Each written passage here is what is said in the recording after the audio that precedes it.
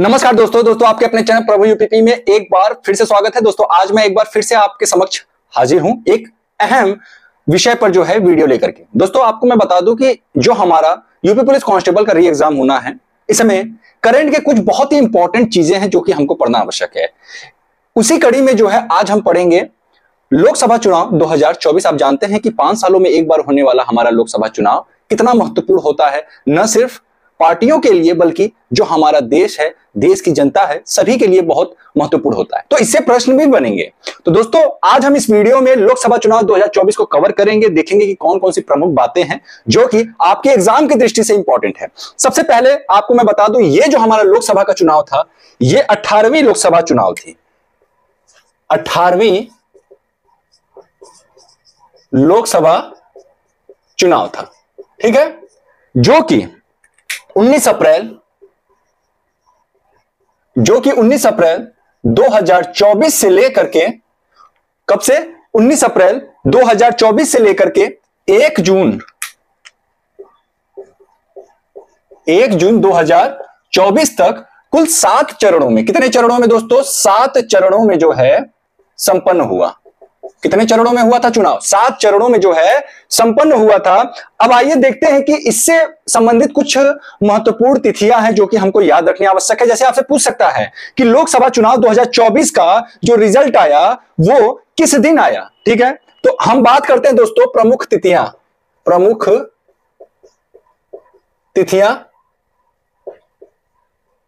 इनमें जो 2 तिथि तो आपको दिख रहा होगा कि 19 अप्रैल 2024 से चुनाव प्रारंभ हुआ और 1 जून 2024 तक मतदान हुआ, ठीक है। उसके बाद अगला जो तिथि है वो है 4 जून 2024। भैया ये तिथि क्यों इंपॉर्टेंट है? ये तिथि इसलिए इंपॉर्टेंट है क्योंकि इसी दिन मतगणना होता है, यानी वोटों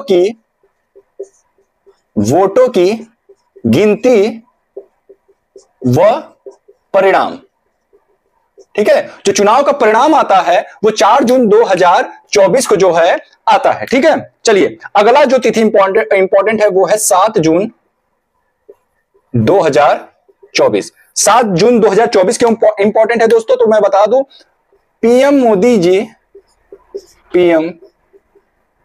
जी इसी तिथि को राष्ट्रपति द्रौपदी मुर्मू जी के समक्ष जो है, राष्ट्रपति के समक्ष 293 सांसदों के साथ 293 सांसदों के साथ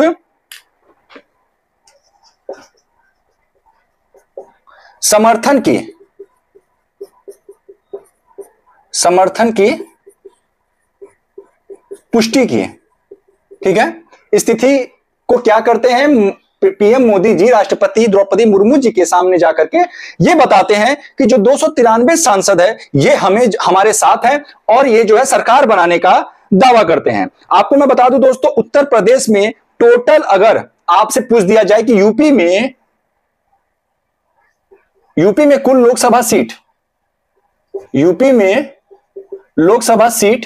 कितनी है? तो आप बताएंगे 80, ठीक। अब ध्यान दीजिएगा, अगर आपसे पूछ दे पूरे भारत में लोकसभा सीट, तो आप क्या बताएंगे? 543। कितना बताएंगे? 543। और आपको मैं बता दूं, इस 543 में से बहुमत के लिए आवश्यक सीट जो है कितनी चाहिए होती है? तो 272। कितना? 272 जो है ये बहुमत के लिए आवश्यक सीटें हैं, ठीक है। लेकिन 293 सांसदों के साथ पीएम मोदी जी अपने समर्थन की पुष्टि करते हैं और सरकार बनाते हैं। चलिए अब हम देखते हैं कुछ अन्य इंपॉर्टेंट बातें जो कि चुनाव से संबंधित बहुत आवश्यक है। दोस्तों आपको मैं बता दूं, नोट कर लीजिएगा एक बात कि प्रधानमंत्री मोदी जी का यह जो है पीएम मोदी जी का यह तीसरा कार्यकाल होगा। कितना? तीसरा कार्यकाल। पहला 14 से 19, दूसरा 19 से 24 और तीसरा अभी चल रहा है। क्योंकि ये गठबंधन की सरकार है, कब तक चलेगा इसकी कोई गारंटी नहीं है, बट अभी जो है तीसरा कार्यकाल मोदी जी का जो है वो चल रहा है, ठीक है। चलिए आपको मैं बता दूं, ये जो तीसरा कार्यकाल है इस समय दो पार्टियां हैं जो कि जिनके समर्थन के वजह से ही जो है आज एनडीए की सरकार है। कौन कौन सी दो पार्टियां हैं, इनका नाम पूछ सकता है आपसे, तो मैं बता दूं। जो पहली पार्टी है वो है तेलुगु देशम पार्टी, जो कि चंद्रबाबू नायडू जी का है। और ये कहां का है भैया? ये आंध्र प्रदेश का है। कहां का है? आंध्र प्रदेश का है। और जो दूसरी पार्टी है दोस्तों वो है जेडीयू। ठीक है, कौन है? जेडीयू है। और आपको मैं बता दूं ये जो है बिहार की पार्टी है। किसकी पार्टी है अगर आपसे पूछ दिया तो? नीतीश कुमार जी की पार्टी है। ठीक है, चलिए अगला जो है इंपॉर्टेंट चीज वो ये है कि इस चुनाव में, यानी जो हमारी लोकसभा 2024 का चुनाव हुआ, इस समय अगर पूछ दिया, इसमें आप जानते हैं कि मुख्य रूप से दो ही गठबंधन थे। आप जानते होंगे कि मुख्य रूप से दो ही गठबंधन थे। पहला जो गठबंधन था वो था एनडीए का, और जो दूसरा गठबंधन था वो था इंडिया का। ठीक है, पहला एनडीए का था, दूसरा इंडिया का था। एनडीए को कुल जो सीटें प्राप्त हुई, वो कितना था? 293। और इंडिया को टोटल अगर आपसे पूछ दे कि कितना प्राप्त हुई तो 234। अब दोस्तों आइए जानते हैं ये जो हमारा लोकसभा का जो चुनाव था, लोकसभा चुनाव 2024 में प्रमुख पार्टियों का वोट प्रतिशत। ठीक है, हम टॉप थ्री को देखेंगे। पहला जो हमारी पार्टी थी वो थी बीजेपी, जो कि टॉप पर थी। इनको कुल वोटों का जो है 36.56% वोट प्राप्त हुआ था। वही बात करें दूसरे नंबर पे, तो दूसरे नंबर पे हमारी कांग्रेस थी, जिसे कि कुल वोटों का 21.96% जो है वो वोट प्राप्त हुए थे। तीसरे नंबर पर उत्तर प्रदेश की समाजवादी पार्टी आती है, जो कि 4.58% वोट जो है इनको कुल वोटों का प्राप्त होता है। क्योंकि ये एक क्षेत्रीय पार्टी है और ये दोनों ही आप जानते होंगे कि राष्ट्रीय पार्टी का दर्जा प्राप्त है। तो ये देश के कई राज्यों में जो है चुनाव लड़ते हैं, तो इनका वोट प्रतिशत इसलिए अधिक है अपेक्षाकृत समाजवादी पार्टी के। लेकिन चूंकि ये एक क्षेत्रीय पार्टी है, उसके बावजूद भी इनका परफॉर्मेंस इतना अच्छा था कि काफी तारीफ हुई समाजवादी पार्टी की कि इन्होंने इस चुनाव में जैसा इन्होंने जो है कि रिजल्ट दिया, उससे बहुत सारे लोग जो है प्रशंसा कर रहे हैं इस पार्टी की। चलिए अगला हम देखते हैं दोस्तों, जो इंपॉर्टेंट टॉपिक है। उत्तर प्रदेश में आप जानते होंगे कि कुल जो है 80 सीटें थी। कितनी थी? 80 सीटें थी। इस 80 में से एनडीए को जो प्राप्त होता है वो है 36 सीट। आपसे पूछ सकता है कि लोकसभा चुनाव 2024 में उत्तर प्रदेश में जो है एनडीए को कुल कितनी सीटें प्राप्त हुई, तो आप बता सकते हैं 36। अगर आपसे पूछ दे इंडिया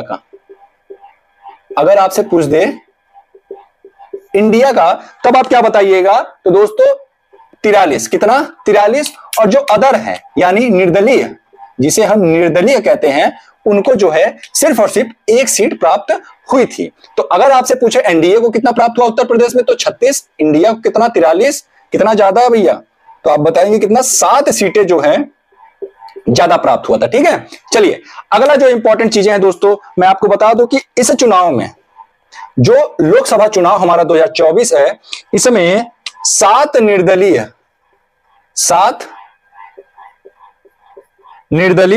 सहित कुल 11, ठीक है, 7 निर्दलीय सहित कुल 11 गैर गठबंधन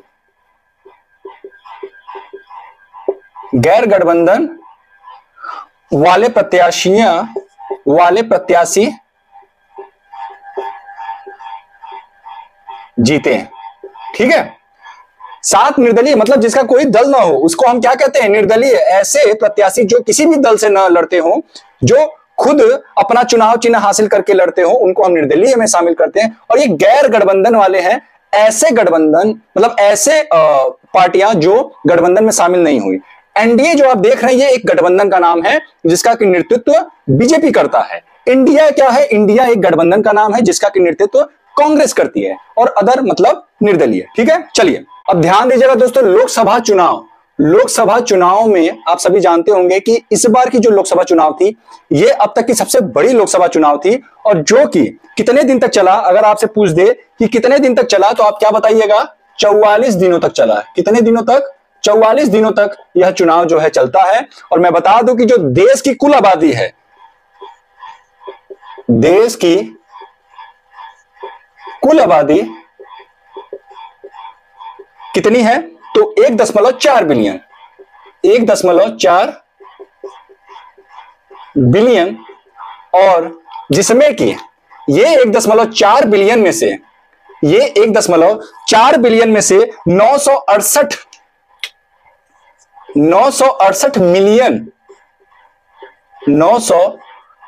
मिलियन जो है वो वोट के लिए, ठीक है, वोट के लिए पात्र थे। ठीक है, वोट के लिए पात्र थे। कितने? मतलब 968 लोगों को वोट, 968 मिलियन लोगों को वोट देना था, जो कि कुल आबादी का कितना था? तो 70% था। कितना था? 70% था। और मैं बता दूं कि चुनाव में जो भाग लेने वाली आबादी थी, ठीक है, चुनाव में जो आबादी भाग ली थी, यानी कि वोट तो देना था 968 मिलियन लोगों को, लेकिन 642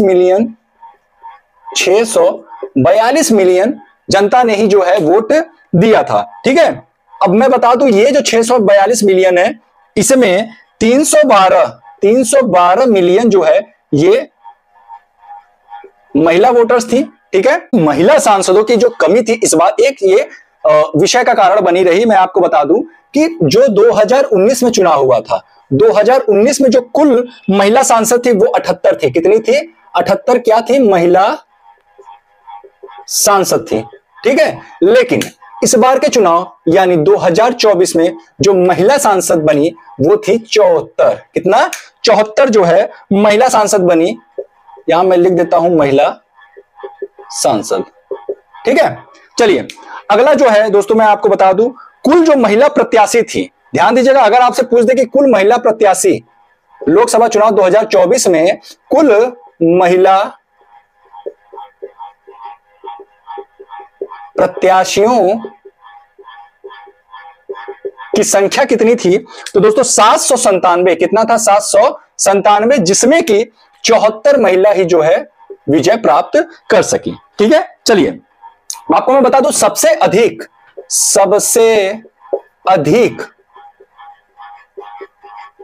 महिलाओं को सीट, ठीक है, महिलाओं को सीट नहीं टिकट कहते हैं। ठीक है, महिलाओं को टिकट देने वाली पार्टी कौन थी? तो दोस्तों बीजेपी। कौन था? बीजेपी।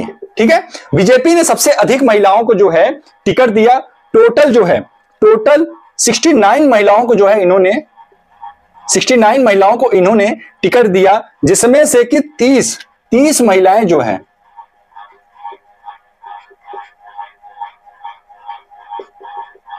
30 महिलाएं जो है विजय प्राप्त कर सकी। ठीक है, अगर मैं आपसे पूछूं कि कांग्रेस ने जो है कितने महिलाओं को टिकट दिया, तो दोस्तों आपको मैं बता दूं कांग्रेस ने कुल 41 महिलाओं को टिकट दिया था, जो कि दूसरे नंबर पर आती है। सबसे अधिक महिलाओं को टिकट देने के मामले में फर्स्ट नंबर पे बीजेपी, दूसरे नंबर पर आपकी कांग्रेस है, जो कि 41 महिलाओं को टिकट दिया। लेकिन इसमें से सिर्फ और सिर्फ 14 महिलाएं ही जो है 14 महिलाएं विजयी हुई। ठीक है, 41 में से 14 महिलाएं ही जो है विजय प्राप्त कर सकी। दोस्तों 2024 के लोकसभा चुनाव में पहली बार जीतने वाले सदस्यों की जो संख्या है कितनी है? तो 280। कितनी है? 280। मतलब 280 प्रत्याशी ऐसे हैं जिन्होंने पहली बार में ही जो है, ठीक है, पहली बार जो है इन्होंने लोकसभा चुनाव जो है जीता, जो कि 2019 में कितना था? तो 276। 2019 में कितना था? 276 था। कितना था? 276 76 था, इस बार चार अधिक 280 लोगों ने जो है पहली बार चुनाव जीता है। कितना? 4 अधिक। ठीक है, चलिए अब हम देखते हैं दोस्तों, आपको मैं लास्ट में बता दूं कि 4 ऐसे सदस्य थे, 4 सदस्य ऐसे थे जो कि मात्र 25 वर्ष की आयु में, मात्र 25 वर्ष की आयु में लोकसभा के सदस्य बने। इसमें जो पहला नाम है वो है पुष्पेंद्र सरोज। कौन है? पुष्पेंद्र सरोज। अगर हम इनके एज की बात करें तो इनका जो एज है वो है 25। कितना है? 25 है। और ये जो है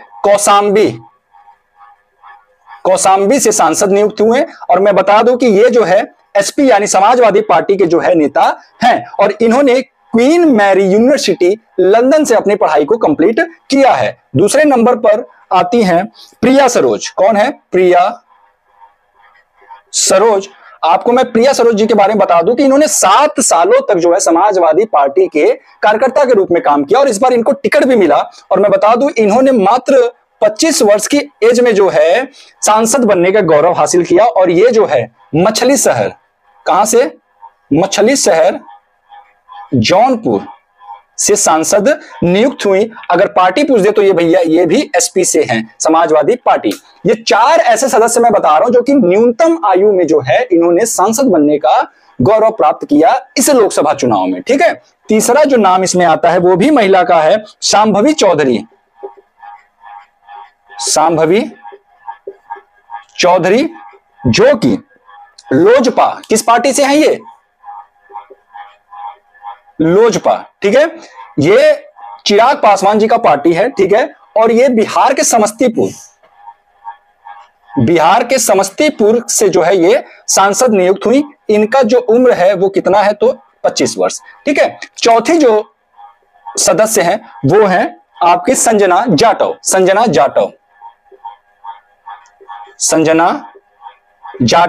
आपको मैं बता दूं यह कांग्रेस पार्टी से इन्होंने चुनाव लड़ा। ठीक है, इन्होंने कांग्रेस पार्टी से चुनाव लड़ा। और ये जो है भरतपुर, कहां से? भरतपुर जो कि राजस्थान में है, आप सभी जानते होंगे, भरतपुर का पक्षी अभ्यारण्य। ठीक है, ये वहीं से सांसद नियुक्त हुई। इन्होंने भी 25 वर्ष की अवस्था में सांसद बनने का गौरव प्राप्त किया। तो दोस्तों ये था हमारा लोकसभा चुनाव 2024 से रिलेटेड ऑल फैक्ट। अगले वीडियो में हम देखेंगे जो हमारी कैबिनेट है 2024 लोकसभा के चुनाव के बाद जो नई कैबिनेट का गठन हुआ है, उस कैबिनेट में किस किस मंत्री को कौन कौन सा मंत्रालय दिया गया है उसको हमको देखना आवश्यक है, क्योंकि नया कैबिनेट बना है और बहुत सारे मंत्री ऐसे थे जिनको कि इस बार कैबिनेट में जगह नहीं मिला है। उनमें से एक अनुराग ठाकुर जी भी हैं, आप सभी जानते होंगे, बहुत ही प्रसिद्ध नेता है। लेकिन दोस्तों हमको यहाँ पे एग्जाम की दृष्टि से पढ़ना है, हमको राजनीति में नहीं घुसना है। ठीक है, तो दोस्तों फिर मिलते हैं किसी अन्य इंपॉर्टेंट वीडियो के साथ। तब तक के लिए जय हिंद, जय भारत।